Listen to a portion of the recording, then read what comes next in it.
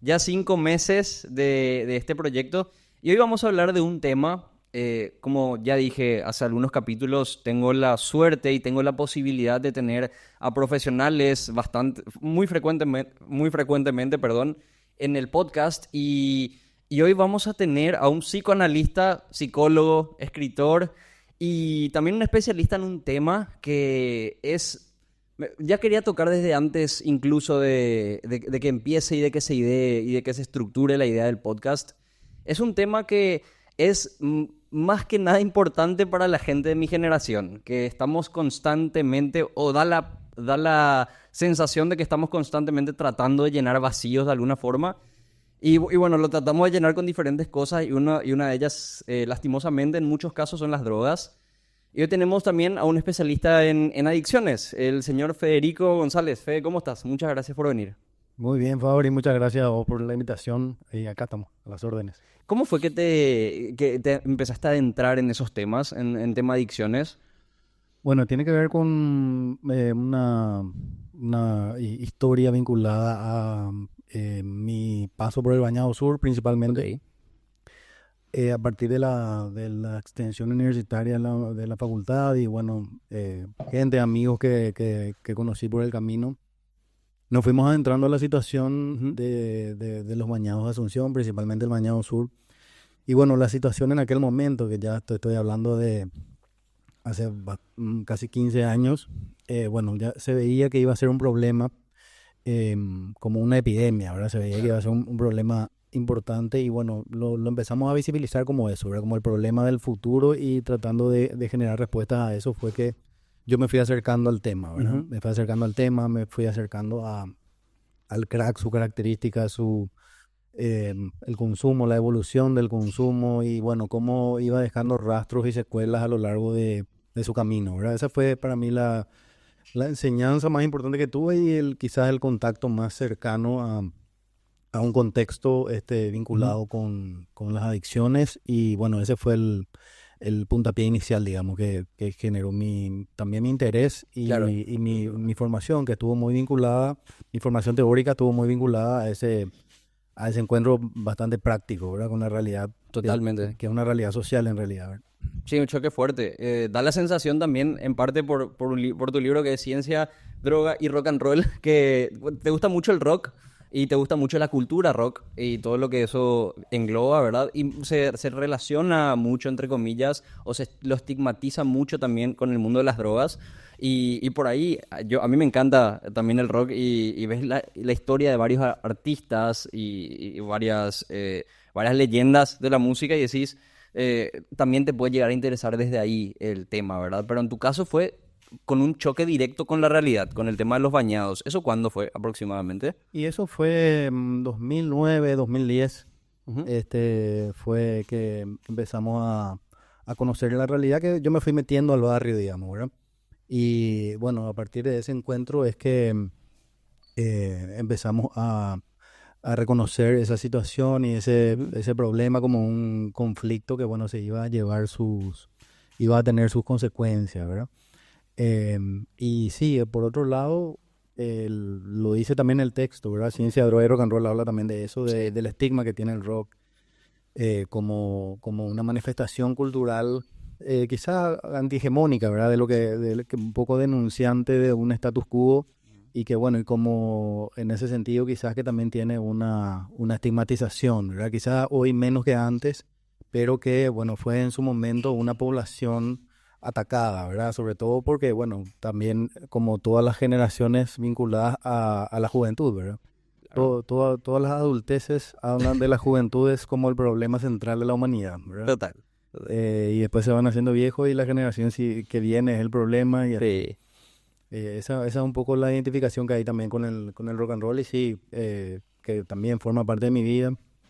Toco la batería, tengo un grupo que se llama Amnesia Ah, también. y hacemos covers de rock del mundo entero, así que estamos muy pegados siempre a la cultura Ah, rock. buenísimo. Yo, Ujú. yo me quedé en oyente, pero también Así es. ejecutas instrumentos, batería, ¿verdad? Así es, sí, sí. Batería. Y hacen covers de todo tipo. Hacemos covers de todo tipo, sí. Ya, yo, de hecho que también sí, si bien paró un poco la estigmatización, en parte incluso a los músicos de ahora, si se les puede llamar músicos, eh, a los músicos de ahora incluso cuando tienen ese estilo de vida conectado a ese tipo de hábitos, se les dice, tengo una vida rockstar, tengo el estilo de vida rockstar. O sea, incluso hoy en día está ese estigma y se da como esa definición, ¿verdad? Sí, sí, pero es interesante pensarlo como, digamos, en el caso de la historia del rock, Ujú. ¿verdad?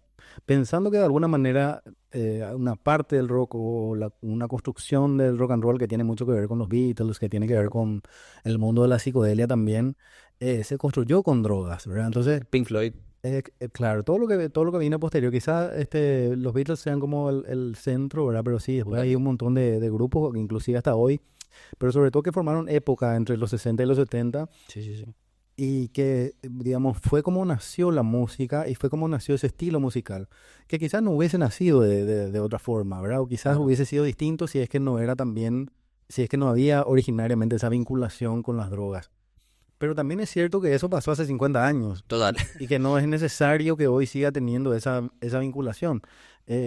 Digamos, después ya tiene que ver con otras cosas, que es un poco lo Ujú. que yo planteo en el libro también, ¿verdad? Ok. Y que hay una posibilidad de generar música y de hacer arte y de hacer rock and roll también, que no tiene vinculación ninguna no tiene vinculación alguna con las drogas, ¿verdad? Ni con con el mundo under que se vende desde el rock and roll, que también es cierto y también está en el libro, ha sido también como una especie de propaganda para la Total. industria y que, bueno, de esa manera ha creado una cultura de las drogas asociada al rock, pero que, Sí. bueno, tiene un propósito particular que es vender discos, ¿verdad? En Sí, su momento. total. Total, no, de hecho que también hay movimientos como que van a contraparte de eso, porque está el movimiento Straight Edge, creo, que es un movimiento punk que se generó creo que a principios de los 2000 que justamente es cero adicciones, cero sustancias, creo que ni remedios consumen, así ni medicamentos recetados consumen, de que no dejar ninguna sustancia que ingresa a tu cuerpo, y vos ves conciertos de bandas Straight Edge y vos decís todo lo contrario, si te dejas llevar por el estigma, ¿verdad? Ujú. Gente saltando, melena, Sí, parece que están todos todo lo drogados. que representa el rock como tal.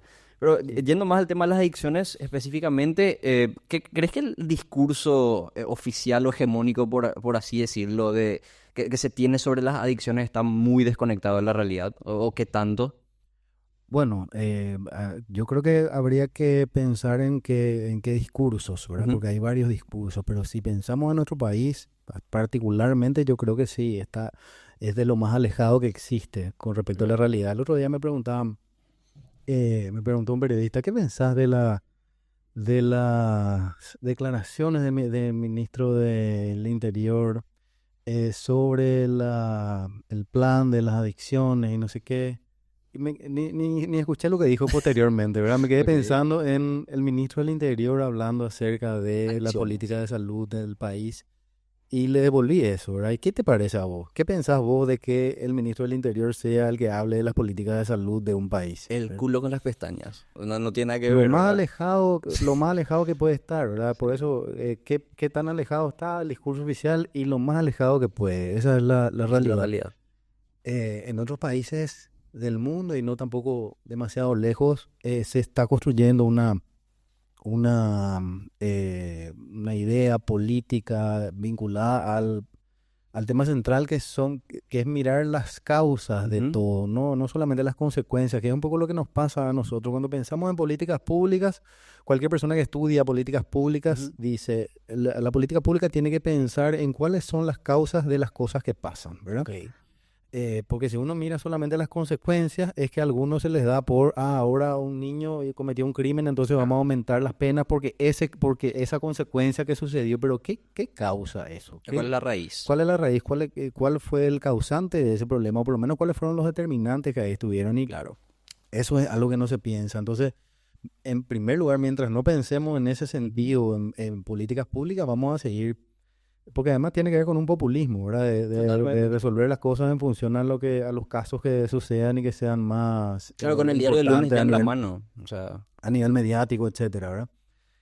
Pero bueno, otros países yo creo que han logrado una cercanía mucho más interesante, ¿verdad? Quizás lo ujú. más importante para citar sea el caso de Portugal, que ya Ok. casi las drogas en general están legalizadas. Hay un trabajo que tiene que ver con la política de reducción de daños que es muy interesante. Se Eh, toca mucho por el lado de la educación y de la de la educación y concienciación. la Sí, salud se ha trabajado muchísimo, sí, sí. de la concienciación y de la educación con respecto a las sustancias que existen, cuáles son Total. las sustancias químicas que contienen. Se hace un control de calidad de la droga que se ve y que se comercializa. Ujú. Y bueno, a nivel regional tenemos el caso de Uruguay, que también es muy Sí, interesante, total. eh, que, que no solamente el Estado ha controlado lo máximo que puede el mercado y con respecto a la marihuana casi el 100% hoy en día, sino que también, también digamos, es que el Estado el que controla la calidad del Claro. cannabis, es el que analiza la cantidad de THC que tiene, que no. Bueno, es como hacerse cargo de un Claro. problema que existe y no estar tan alejado como la política nuestra que sigue pensando punitivamente y que sigue pensando en... el otro día yo reposteé una, un encuentro que habíamos tenido Ujú. en Río de Janeiro en 2017, que era para hablar de políticas de reducción de daños, y mi ponencia tenía a Arnold Schwarzenegger Ok. con una metralleta y la bandera de Paraguay al lado, como que la CENAT era así, ese era el Ese, claro. prototipo de la CENAT, que era supuestamente desde donde se había también una línea que Ujú. tenía que ver con lo sanitario, que tenía que ver con el acercamiento al usuario, etcétera, ¿verdad? Y los brasileños se rieron muchísimo de esa escena, no podían creer, ¿verdad? Y cómo para nosotros era lo más normal del mundo en Sí. esa época ver cómo los helicópteros de la SENAT caían sobre las plantaciones de marihuana Sí. como si fueran, no No sé, sé. plantaciones de armas, ¿verdad? Claro, como si hubiesen cárteles enormes Ujú. armados en esa zona. Y de esa época también es un presentador de noticias que presentaba No, acá incautación como la droga no. maldita. Y extrapolándolo ahora, a una yuyera le agarran con 6 bolsas de crack y hay 40 policías alrededor de ella en la foto. O sea, Bueno, cosas así. por eso fue ese reposteo justamente planteaba esto, ¿verdad? Sí, Que estamos a 7 años sí, y no hemos cambiado mucho con para respecto nada. a la política que tiene el Estado, ¿verdad? Totalmente, totalmente. Y yendo más también a lo que, a lo que mencionabas antes, ese debate siempre se plantea, ¿verdad? ¿Qué es mejor? ¿Que el Estado controle lo que se produce o que, yendo a casos más duros, la cocaína, por ejemplo, o que el dealer te corte con algún otro, con alguna otra sustancia que viene de yo qué sé, de una luz? Siempre está ese debate y siempre está en el que es mejor. ¿Y por qué crees que todavía estamos, o por lo menos seguimos con el mismo discurso en cuanto a la legalización de hace 50 años? Bueno, hay muchos elementos. Uno de Ujú. ellos definitivamente es el moralismo, digamos, Claro. ¿verdad? La hipocresía que existe con respecto a estos temas y cómo de alguna manera eso hace que se distancie tanto de la realidad. Y por otro lado, tanto las drogas como la adicción, como los usuarios de sustancias tienen un grado de estigmatización importante, ¿verdad? Pues, Son como, digamos, un tema tabú que cuesta hablar, cuesta encarar y mucho menos hacerse cargo de ese problema, ¿verdad? Yo así. creo que en los diferentes estados del mundo ha funcionado muchísimo el funcionamiento, la circulación de drogas Sí. como un chivo expiatorio de la sociedad. Por un lado, Total. sirve como un control social espectacular de mirar lo que puede pasar, sí, ¿verdad? Y Sí, por sí. otro lado, eh, no, digamos, permite no hacerse cargo del problema Ujú. y le da el poder a lo privado, digamos, porque no dejan de ser empresarios, digamos, ¿verdad? Ujú. Empresarios por fuera de la Ujú. ley a que se hagan cargo del mercado, digamos, ¿verdad? Entonces, siempre va a estar ahí algún chivo expiatorio, como algún narco que cae o algún que, como decís vos, en realidad son mucho más microtraficantes pequeños que Sí, de los capos grandes, que claro. capos que en realidad nunca caen, ¿verdad? Sí. Caen en manos de ellos mismos, ¿verdad? Caen en Total. manos de otro narco más grande, Ujú. pero de alguna manera sigue teniendo una función y sobre todo es algo que yo he planteado en la mayoría de mis libros, que hay un problema que tiene que ver con la fetichización de la mercancía en términos de lo que decía Marx, ¿verdad? ¿Cómo es que em, una sustancia que en realidad se hace de una hoja, Sí. de una planta del campo, puede llegar a costar 100 veces más, 1000 veces más de lo que cuesta como planta. Y solamente porque es ilegal. Solamente porque está ilegalizada. Entonces, ¿por qué dejaríamos de fetichizar esa mercancía si vale mucho más? Así como está todo, ¿verdad? Siendo ilegal que si tuviéramos que pagar solamente la planta. Ese es uno de los problemas más grandes que Mujica quiso resolver en Uruguay con este tema de la marihuana, ¿verdad? Que es algo muy simbólico, porque en realidad la marihuana es la que da menos dinero, digamos, ¿verdad? Pero hay otras sustancias como la cocaína que ahora viene además en decadencia, en el sentido de que ha caído la producción de coca a nivel mundial. eh, este, Llegó a costar en su momento, por ejemplo, 150 veces más en Australia que en Colombia, donde salía, Claro, ¿verdad? totalmente. Entonces, ¿por qué alguien querría cortar con ese mercado? Sí, evidentemente es un mercado que Súper, claro. le es sustentable para un montón de gente, ¿verdad? Totalmente, totalmente. Y yendo también a lo que hablábamos al principio, y vos como psicólogo, ¿cómo ves a mi generación? Porque, por ejemplo, la cocaína te lleva al carajo los niveles de dopamina y todo este tipo, todos los niveles hormonales Mira, que pueda haber. Mi generación es una generación que está acostumbrada a la generación instantánea de dopamina, con el scrolling en TikTok y con todo este tipo de cosas. Y es como que siempre quiere llenar vacíos. También llamarle hipercompetitividad, llamarle que siempre estás viendo ese tipo de influencias. ¿Cómo ve a mi generación? mira, Viendo desde la perspectiva del nosotros problema. trabajamos con jóvenes usuarios de sustancias desde el dispositivo en el que yo trabajo, que es el dispositivo Dársena, Ujú. el dispositivo de atención, recuperación y seguimiento en adicciones. En algún momento, la terapia grupal del espacio, surgió esta conversación, este tema, digamos, esta polémica Claro. con respecto a la juventud y a las generaciones y a cómo vemos las generaciones. Casualmente era también un tema que se estaba tocando abajo, Sí. porque las terapias de red que se llaman, digamos, los encuentros de red son padres de usuarios, padres familiares, etcétera, de usuarios, estaban también discutiendo más o menos la misma temática. Ok.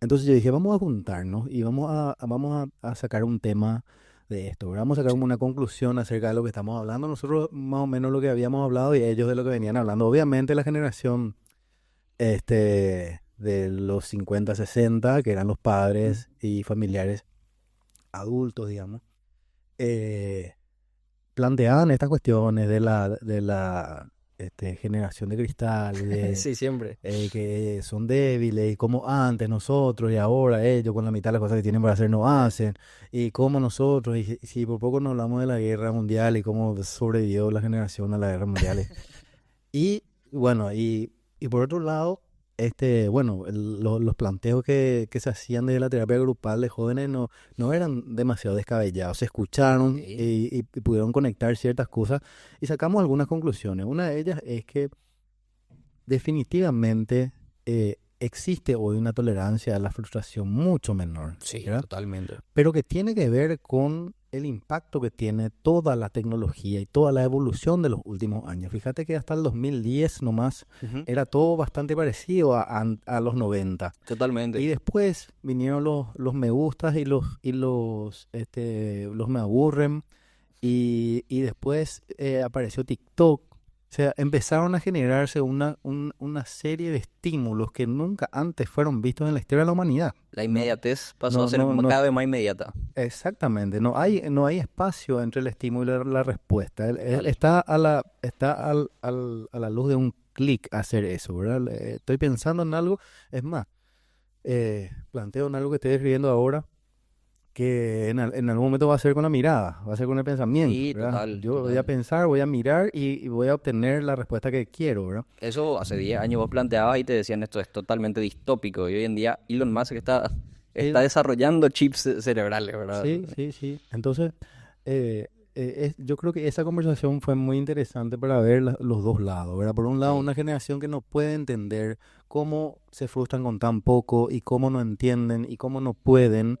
Y por otro lado, es tan evidente que están siendo víctimas de una estimulación que no hubo nunca en la historia de la humanidad. Y no estoy exagerando, es así No es mismo. así. Entonces, yo creo que eso está clarísimo, ¿verdad? Que Sí. eso nos está haciendo mal, que estas generaciones están siendo dependientes de las redes sociales en muchos Claro, sentidos, en el sentido de la adicción, pero también en el sentido de una dependencia identitaria, donde ahí está todo, digamos, y si no está ahí, entonces no existe. Y esas son condiciones que antes no había, esas son condicionamientos, condicionantes sociales, sí, virtuales, que antes no existían. Entonces, eh, por eso es importante tener cuidado con eso, por eso es claro. importante no darle rienda suelta a todo lo que aparezca.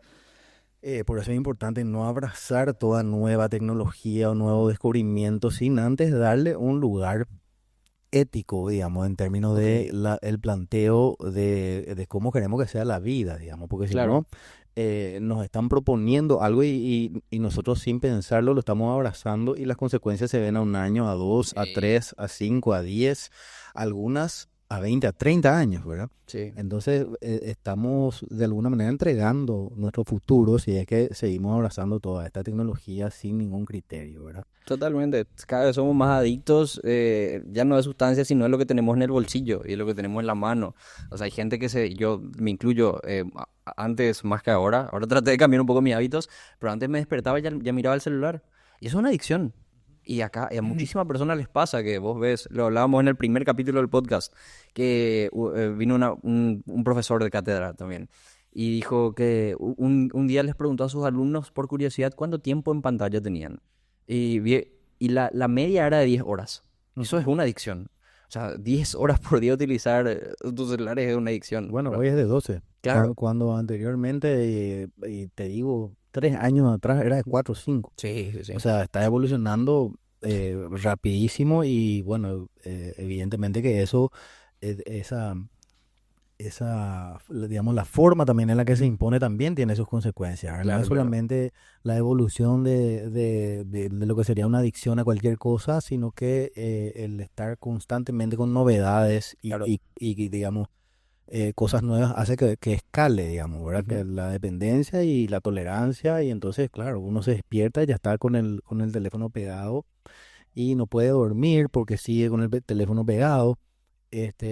Muchísimos de los estudios que hay últimamente vinculan a las dificultades del sueño con el uso de los teléfonos celulares y por la luz blanca que tienen y Claro. por la estimulación cerebral y neuronal que existe, ¿verdad? Y todavía no están completos la mayoría de los estudios. O sea, imagínate. No, por eso, Sí. y es algo lo mismo que los vapeadores, por ejemplo, Sí, ¿verdad? sí. El problema, cada día salen nuevos papers que hablan acerca de nuevos problemas asociados al uso de pods y vapeadores, etcétera, que también lo mismo, ¿verdad? Las Claro. personas que están en consumo están vapeando en su cama antes de dormirse y vuelven y se despiertan y es lo primero que hacen, ¿verdad? Otro de los eternos Es un- debates de mi generación, de cuál qué es peor, el pot o el vape o el cigarrillo. Ujú. Y se dijeron muchas cosas a lo largo de los años, pero s- simplemente tenés que enfocarte en el tiempo en el que puedes, en los tiempos, en cuándo puedes utilizar qué cosa. Un pot puedes utilizarlo en la oficina, un ratito te va al baño,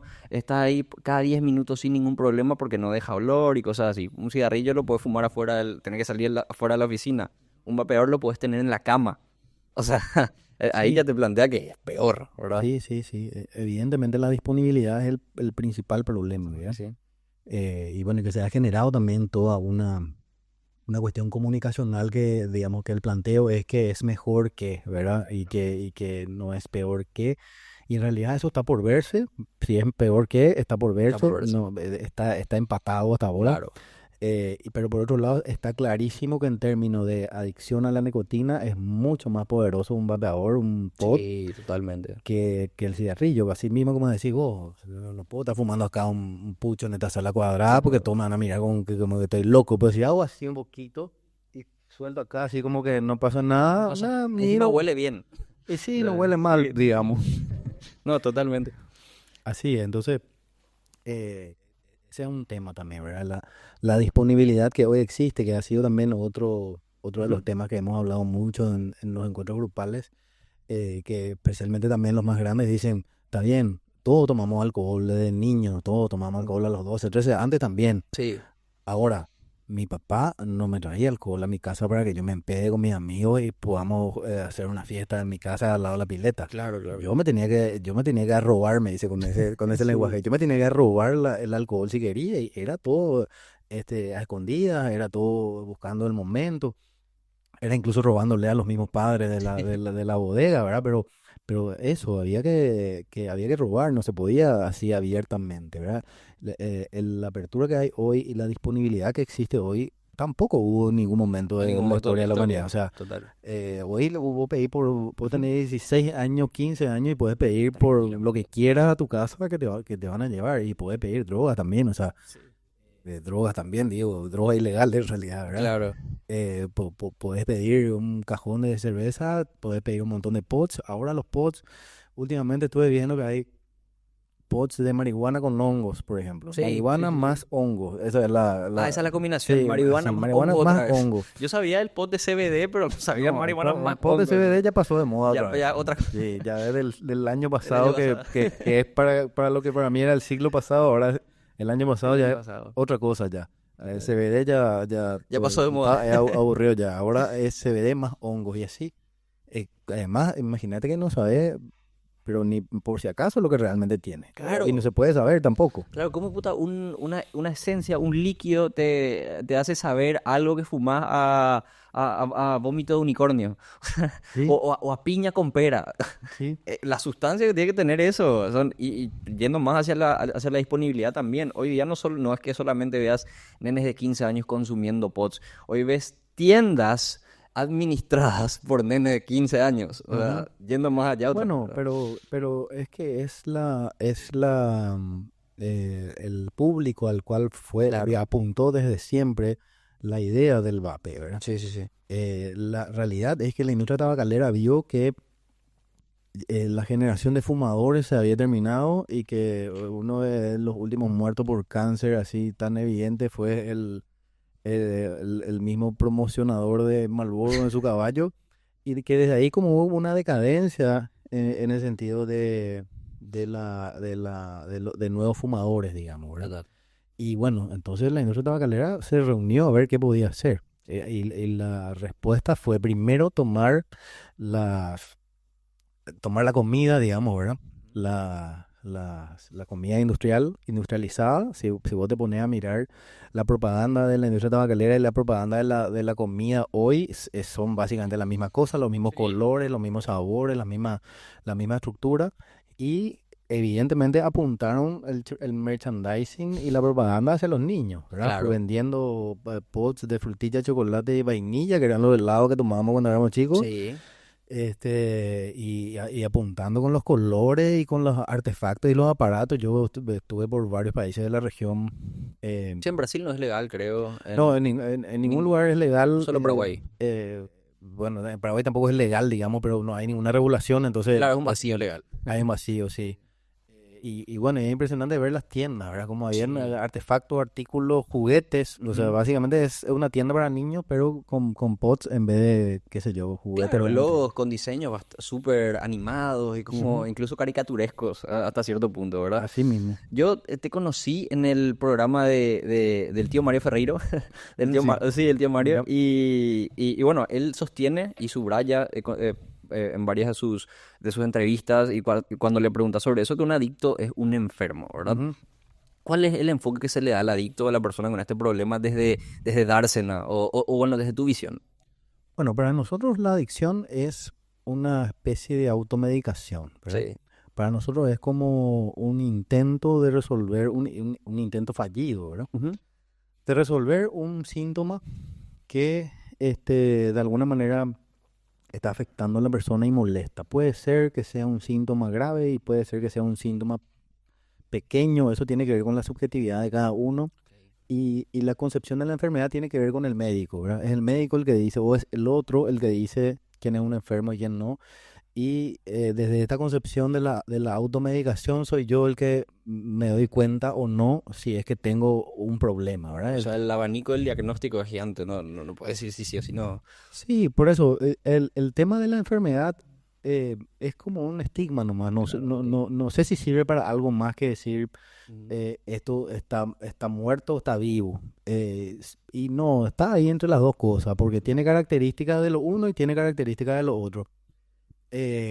Y eso como molesta que no sea que no se pueda, porque lo que busca también de alguna manera el diagnóstico es como poder encasillar. Y entonces Ok, cuando está sí. encasillado es más fácil de definirlo, ¿verdad?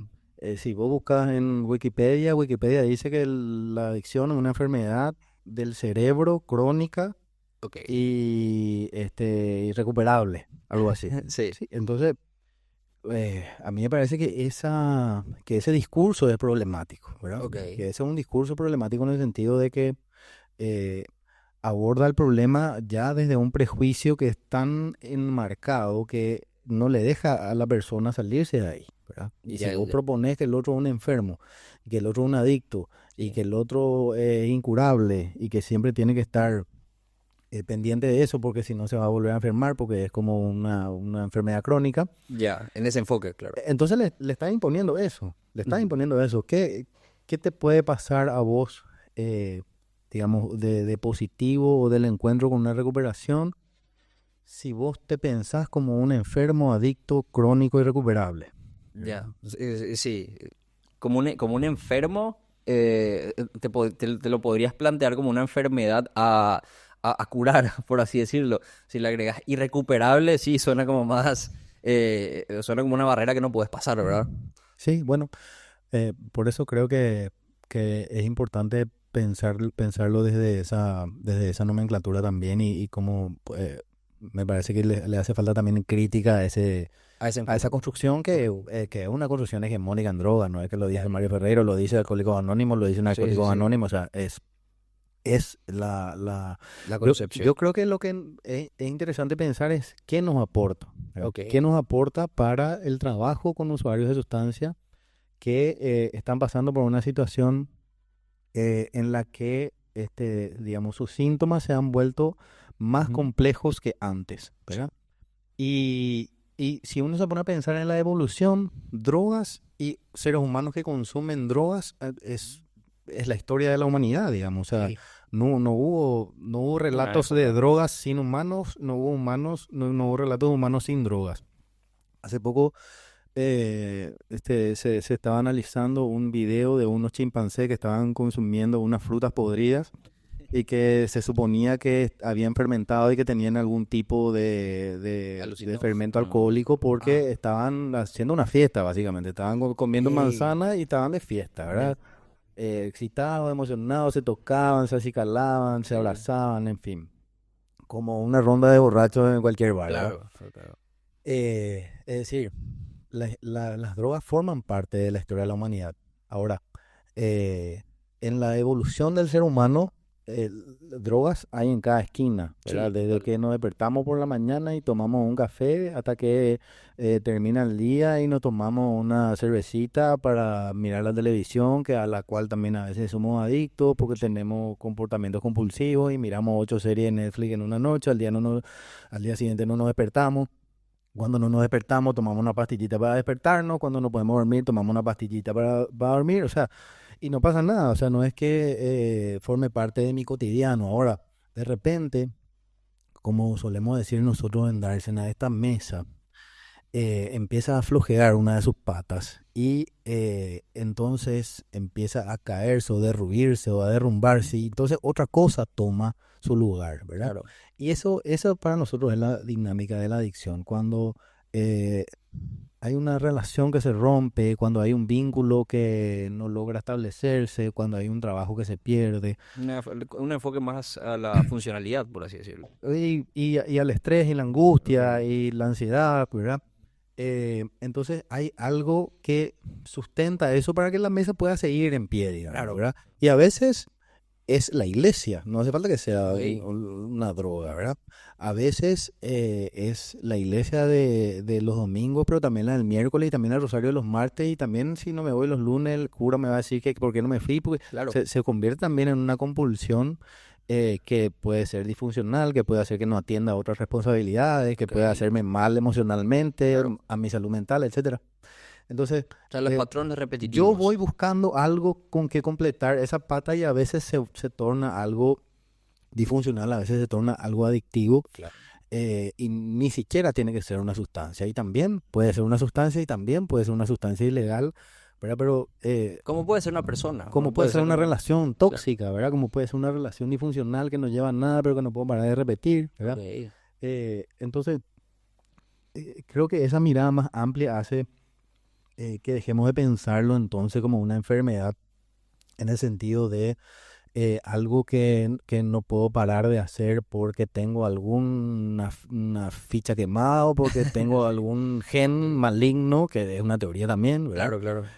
O que está en mi ADN ser así, o que mi trastorno de personalidad hace que yo sea necesariamente impulsivo y que eso esté vinculado al consumo de sustancias, que es una situación y puede pasar, pero que no es así definitivamente en todos los casos. Claro. O sea, el típico yo soy más propenso a contraer Ujú, adicciones. ujú. Claro. Que eso a veces, la mayoría de las veces en realidad, La personalidad es una adictiva. excusa, ¿verdad? Es una excusa. La personalidad adictiva es algo que yo todavía no he visto y he Ok. visto casos de adicción de todos los colores, de arriba a abajo y de todos los tipos de conductas, ¿verdad? Sí. Si hay una personalidad, en realidad tiene que ver con un trastorno de personalidad, que son 3 trastornos de personalidad: la conducta antisocial, narcisista y podría ser el trastorno límite de la personalidad, que son Ok. cosas que están asociadas al consumo de sustancias de alguna manera, pero son casos, digamos, minoritarios. No hay trastorno de personalidad caminando por la calle todo el tiempo, ¿verdad? Claro, claro. Son minoritarios. La gente piensa que cualquiera es psicópata, ¿verdad? Que como se Claro. le llama al trastorno antisocial de la personalidad. Y en realidad son casos súper raros. Yo mismo en mi Ujú. práctica clínica he visto un caso y medio, porque del segundo no estoy muy seguro, ¿verdad? Claro. Claro. Entonces, no es que es sí o sí está asociado a un trastorno de la personalidad el consumo de sustancias. Es que cuando las sustancias se van haciendo más complejas, o más fuertes o más duras, o el consumo en su contexto es más complejo, como pasa en el caso del crack y la gente que está en situación de calle, uno dice, Sí. pero es gravísimo, eso es algo terrible. Claro. Pero bueno, es una situación vinculada con un contexto, no es que sea tampoco la droga nomás, es la situación de pobreza, es la falta de oportunidades que ya había de plano. Es la falta de concepción de un futuro posible que ya estaba determinado por su clase social y por la forma digamos, de poder encarar eso como familia y como sociedad. O sea, hay un montón de situaciones que nos hacen decir siempre a nosotros que es mucho más importante el contexto de consumo, y por eso es que cada consumo es subjetivo y no se puede decir que esto es una enfermedad o no una enfermedad, que esto es un adicto o no un adicto. También pensamos en la adicción como un vínculo más biológico, ¿verdad? Como en este momento tiene una adicción porque está dañado su mecanismo de recompensa. Sí, Y claro. eso hace que sí, su cerebro funcione mal, y entonces está buscando lo mismo, no puede pensar en otra cosa y anda como con anteojeras. Pero eso no es tampoco todo el tiempo dentro de un consumo problemático. Un consumo problemático puede empezar a ser un consumo nomás. Claro, Un claro. consumo no es un problema o no es una adicción. Sí. Un consumo problemático puede ser un abuso, que en realidad no hay adicción, pero cuando ocurre hay abuso, ¿verdad? Puede tomar cerveza una vez al mes, pero cuando toma se desmadra, ¿verdad? Claro. Y bueno, eso es un consumo problemático, pero no necesariamente se implica una adicción en términos biológicos, ¿verdad? Eso Ok. también es un error a veces de pensar que todo, hablamos de sustancias y hablamos de adicción. Claro. Y en realidad hay consumos de cocaína que no son adictivos. O sea, de hecho, la mayoría, 1 o 2% son los que, Lo que digamos, de verdad tiene son un problema de consumo adicción. compulsivo y que no pueden resolver a pesar de los intentos, que es uno de los Claro. criterios para pensar en una adicción, que ya hubo intentos y no se pudo dejar, ¿verdad? Que hay dependencia, que hay tolerancia a la sustancia, es decir, cada vez se está consumiendo más. Claro. Pero siempre realmente tiene que ver con el contexto como una cuestión central, ¿verdad? Hay un experimento que se hizo en los 70 que es súper interesante al respecto, cuando se pensaba que esta vinculación con la sustancia, ¿verdad? Sí, Que sí.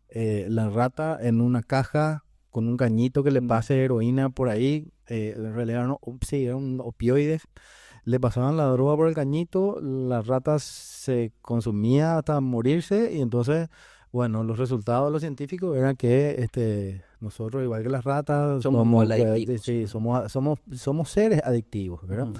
O que tenemos, como plantea el psicoanálisis ortodoxo, Una tendencia.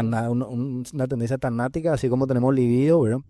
Impulsos tanáticos y que tienden a autodestruirnos, ¿verdad? Claro. Bueno, y hasta entrados los 70 esa era la conclusión de los científicos, Ujú. ¿verdad? Hasta que se le ocurrió a alguien decir, che, ¿y si le ponemos onda a esta caja y le ponemos un poco de unos juegos ahí en la Sí. ratita para que ande más que camine?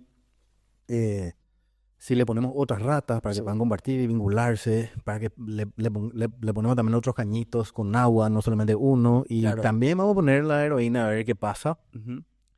Y lo que pasó fue sorprendente, porque no solamente las ratas que estuvieron en esa caja ya no volvieron a consumir hasta morir nunca hubo o sea, no Y hubo cura. un caso más de sobredosis por consumo de heroína, sino que además las que estaban Ok. en la otra caja, que ya estaban adictas a la heroína, Sí. en esa caja se rehabilitaron. No hubo más consumo problemático y no hubo más adicción adentro de esa caja. Y ahí se comprobó que no había relación con la sustancia como tal. Entonces, claro, que Ok. entonces, lo que se plantea es que es mucho más complejo, ¿verdad? Ok, Que sí. sí, vos podés decir que es una enferma esa rata, Ujú. que consume hasta morir, pero si vos le das otras opciones, deja de ser enferma. Claro, sale el encasillamiento hegemónico, como Sí, dijiste antes. por eso digo, entonces, ¿qué es la enfermedad? Si una rata consume hasta morir y es enferma, y esa misma rata en la otra caja no consume hasta morir, ¿qué es la enfermedad si no es el contexto?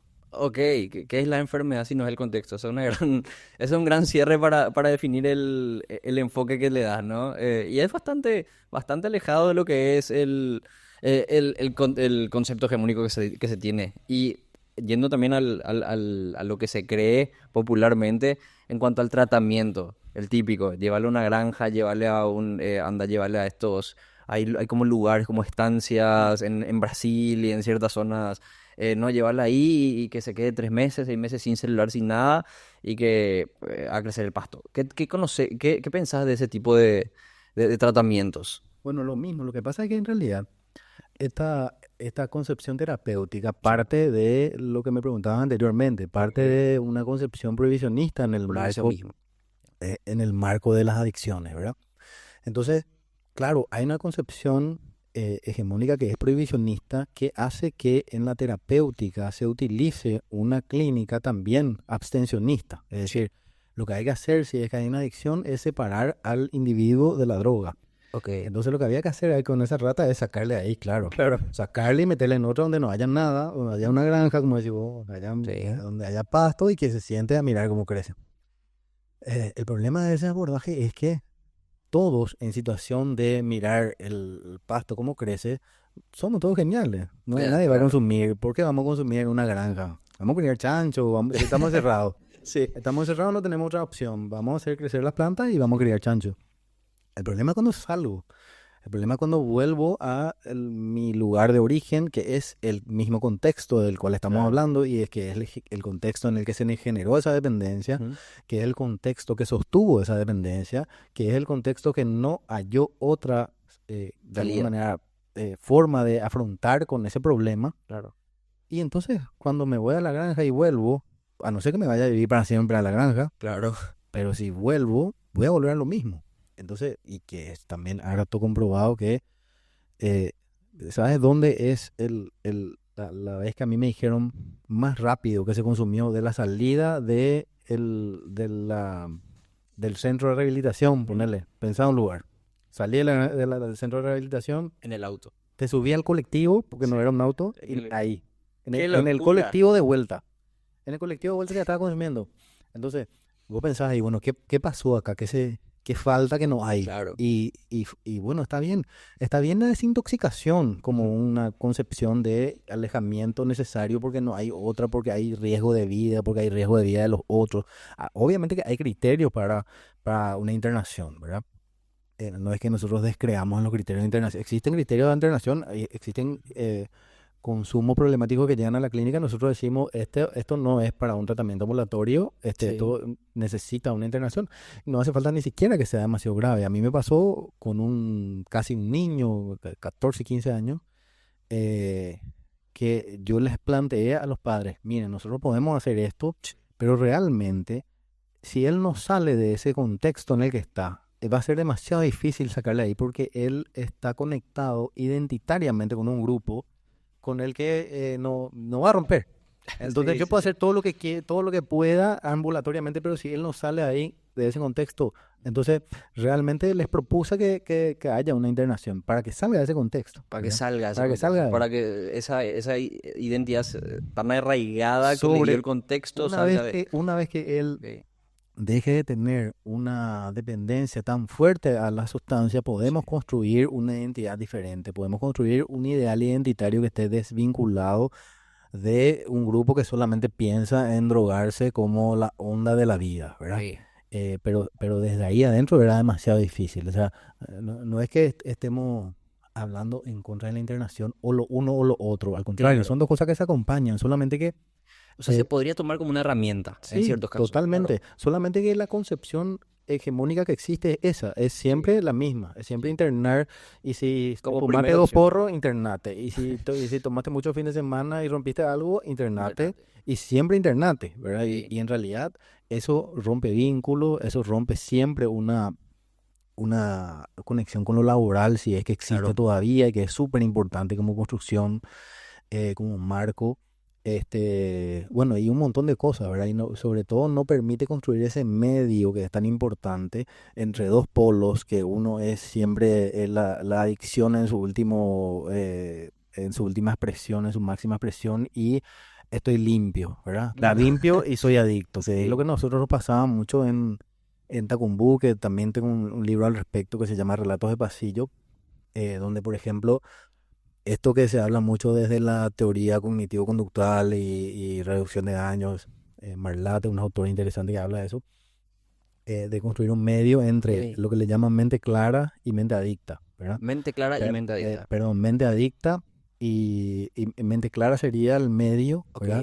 Y el otro es la mente limpia. Entonces, Ya. o estoy limpio o soy un drogadicto reventado. Que lo que pasaba en Básicamente. Tacumbut era que en el pasillo, que era lo que nosotros describíamos como el problema, ¿verdad?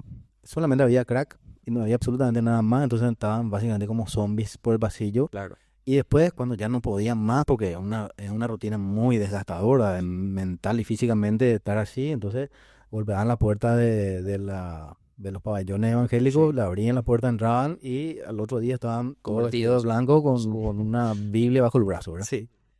Entonces no había condiciones para generar un sujeto real, ¿verdad? Ya, ya, Entonces ya, ya. pasaban de un pueblo al otro O y sea, era un obviamente embudo. a los 3 meses que no aguantaban más y salían al portón a consumir y en realidad era un modo de consumo. No Ya. es que estaban, que es lo que pasa mucho con esta lógica de la internación, ¿verdad? Voy a consumir hasta reventarme, me interno. Estoy un Claro. tiempo ahí, salgo, consumo hasta reventarme, me vuelvo a internar. En realidad es mi forma de consumir. No es Sí. que me estoy rehabilitando, ni es que me rehabilité o no me rehabilité. Es que no tengo otra forma de consumir que no sea esa. Podría generar otras Ujú. que sean más sensatas, ¿verdad? Que no me Ya. lleven a un extremo. O podría aprender a convivir con mi abstinencia Sí. si es que eso es necesario para que no me genere el malestar que me está generando, ¿verdad? Claro. Pero siempre apuntamos a construir ese medio Ujú. y mejorar ese contexto que en términos de la experimentación con las ratas sería mejorar nuestra jaula Nuestra jaula, claro. y no estar pensando que el problema es la droga, Claro. ¿verdad? No, totalmente, totalmente. ¿Cómo? Y ya es un tema que se puede debatir y hablar horas y horas. ¿Cómo yo, joven, si tengo un problema, puedo comunicarme, puedo asistir al método Dársena? ¿Cómo puedo recurrir, perdón, al método Dársena? Bueno, nosotros estamos en las redes sociales, principalmente en Instagram, Ujú. como dispositivo Dársena. Cualquiera que se meta ahí tiene acceso a mi teléfono, Ok. tiene acceso al teléfono de mi asistente, que es la que hace las citas. Y bueno, y también puede interiorizarse mejor Ujú. del método, de lo que hacemos, del trabajo que hacemos.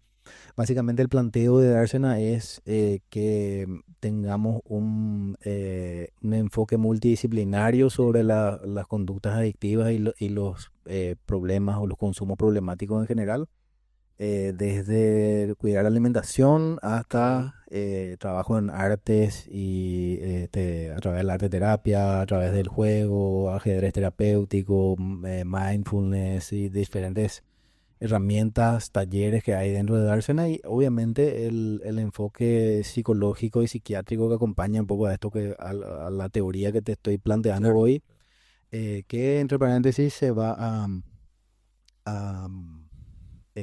materializar en un libro, espero que este año, Ah, que buenísimo. se va a llamar El Método Dársena. El método de Dársena. Estamos trabajando en eso, en estos días tenemos que ir cerrando algunas ideas. En coautoría. En coautoría con compañeros y Sí, compañeras del sí, sí. dispositivo, que bueno, me van a dar un poco esa mirada de los talleres y de estos otros espacios dentro de Dársena que son sumamente importantes para poder trabajar. De hecho, por ejemplo, por decirte una cosa, estoy leyendo un Sí. libro sobre mindfulness y su efecto en, en la prevención de recaídas. Y es todo un libro que habla solamente acerca el uso de mindfulness. Sí. Y eso para Dársena es una pata del tratamiento. O sea, Ok, claro. es sumamente importante cada una de esas patas y cualquiera de ellas puede ser realmente una generadora de cambio importante. Entonces, todos esos cuidados para nosotros siempre es necesario tener de manera que cada uno de los encuentros que tenemos, talleres, encuentros grupales, familiares, etcétera, realmente aporten al cambio Ujú. y realmente cuidemos cada uno de esos elementos como si fuera único, ¿verdad? Como si fuera el elemento, porque nunca se sabe ¿Qué le puede qué es resultar? lo ¿A quién? que Ah, puede resultar para quién exactamente, sí, ¿verdad? sí. Ahí entra el tema de la subjetividad y tener toda la disponibilidad, todas las herramientas Sí. posibles de manera a dar respuesta a eso, ¿verdad? Total, total. Bueno, Federico, ya el tiempo apremia, ¿verdad? Me gustaría seguir hablando, pero la última pregunta, yendo más al tema del rock and roll, ¿verdad? Ujú. Tenés el libro que, por cierto, le invitamos a todos a comprar. ¿Dónde está disponible? Ciencia, droga y rock and roll. Está en Librerías de La Paz Ahí, y ahí creo que se ve, sí. Nicolás Guillem. Buenísimo. La pregunta va más que nada en cuanto a un caso que consideres interesante de los tantos que hay, ¿verdad? En cuanto al mundo del rock. Y por ahí vamos un poco en círculos en lógica en esta pregunta, pero yo qué sé, que Keith Richards y Ringo Starr son dos excepciones a la regla que siguen vivos después de un consumo muy duro. Está el caso de Amy bueno, tuvo una muerte accidental casi por consumo de sustancias. Después tenemos casos más densos como el de Chester Bennington, el de Mac Miller o el de Kurt Cobain, ¿verdad? Que tomaron la decisión que tomaron. Incluso se puede decir Jim Morrison, ¿verdad? ¿Cuál es el que más te llama la atención y por qué? De todos estos casos de personalidades tan enigmáticas. Y la otra pregunta que te quería hacer es, y ahí es donde creo que vamos a ir un poco en círculos, ¿por qué crees que se sigue romantizando tanto este estilo de vida del rockstar? Wow, güey, me estás haciendo demasiadas preguntas que podría hablarte media hora de cada Pero, una. sí, En primer lugar, se citan en casi todos los que nombraste. sí, El Club de los 27 está ahí con total. todo un análisis sobre las verdaderas causas Jimi Hendrix. de los conflictos que había detrás de, bueno, la decisión de matarse o de las recaídas y las características que tienen Ujú. esas recaídas que siempre se profundizan un poco más, ¿verdad? Claro, Cuando no hay tratamiento, cuando no hay seguimiento, cuando, bueno, uno mismo está tratando de salir pero no puede y sale un rato y después vuelve con más fuerza y a veces, bueno, pasa que se convierte en sobredosis. Em, con respecto a lo que a mí me pareció más interesante quizás, hacer un poco un análisis más allá de las drogas, ¿verdad? Como sí. pensar en las características particulares del contexto, del momento, de la historia, de la creación y evolución del rock and roll. Por ejemplo, hablo de Elvis Presley, hablo de esa época, ¿verdad? Sí, sí, sí. De Waters, otras personas que fueron como pioneras, digamos, de lo que hoy sería el rock and roll y, y cómo se da esa cosa vinculada una especie de Dios, ¿verdad? Una especie de Ujú. chivo expiatorio social del tipo que hace un poco la función que cumple hoy el narco en las series de También. Netflix, Que ¿verdad? si sacan una serie más narco, no sé qué, no sé de dónde más sacan ideas. Vos levantás una No, piedra y salen 20 yo series. creo que ya repito nomás, no hay idea Sí, nueva. Eh, ChatGPT. cómo ese Cristo que logró llegar hasta ahí y bueno, y después fue crucificado por su propia gente, ¿verdad? Tanto Elvis como Charlie García, por ejemplo, que tiene una página, 2 páginas especialmente dedicadas a él. eh, este, y bueno, y cosas así, ¿verdad? Como planteo antropológicos, sociológicos, análisis psicológicos detrás de ciertos elementos que tienen que ver con la creación y con el ser rockstar, ¿verdad? Sí, Eh, cómo eso, bueno, tiene una influencia tanto en el rockstar como en el público claro. que estira las manos para agarrarle cuando se tira, ¿verdad? Sí, sí, sí. No, totalmente. Bueno, Fede, muchísimas gracias. Respondí todas las preguntas, aunque te llené de preguntas al final, que también es otro tema para hacer otro podcast aparte del tema de los rockstars, con cada caso particular, ¿verdad? Sí. Pero bueno, Fede, muchísimas gracias por venir. ¿Dónde te encontramos en redes? En mi Instagram, que es G Federico Javier, Ujú. bueno, ahí también me pueden encontrar y se pueden contactar conmigo también. Buenísimo. ¿Y cuántos libros tenés ya salidos? ¿Está Sin cerrar el rock and roll? Sí, está, bueno, tengo algunos textos anteriores, los 2 Ujú. últimos son Adicción Capital y Relatos de Pasillo, Ok. y estoy en construcción de Método Método Arce. Dársena y de Filosofía para Nada, que es un texto muy interesante que también voy a hacer con algunas otras personas, Ok. de filósofos y artistas y demás hierbas, que va a estar muy Filosofía para interesante. nada. Me llama la atención el título. Filosofía para nada, es un poco vinculado al problema. Mi artículo, por ejemplo, que ya lo terminé, aborda el problema de las redes sociales que Sí. estábamos hablando y de la vinculación con lo virtual y con la tecnología, Ujú. un poco como una continuidad del mandato de productividad del Ok. capitalismo, ¿verdad? Sí. Ahora estoy trabajando y después me voy a mi casa y continúo ahí escribiendo, Claro. mensajeando, pues, subiendo cosas, hasta mis vacaciones, Sí. ese espacio sagrado donde antes me tiraba desnudo en una hamaca y miraba al sol, ahora Sí. me saco fotos también y mando Claro, claro. a las redes, o sea, estoy también ahí, hasta en ese lugar estoy trabajando, ¿verdad? Cómo se generó eso y bueno, como una especie de respuesta a eso, ¿verdad? Que no, Claro. la filosofía para nada es una reivindicación de lo no utilitario, ¿verdad? Ya, sí, sí, Y sí. bueno, muchos otros artículos que van a estar en más o menos en sintonía con esa idea, Iba a ¿verdad? decir, realza la concepción que se tiene de la filosofía de que solamente es para el porrero, ¿verdad? Pero está buenísimo el título. Yo lo voy a leer, sí o sí. Gracias, Fede. Quedamos Muchísimas así, gracias. un placer. Gente, nos vemos en el siguiente capítulo de Etiquetas. Hasta luego.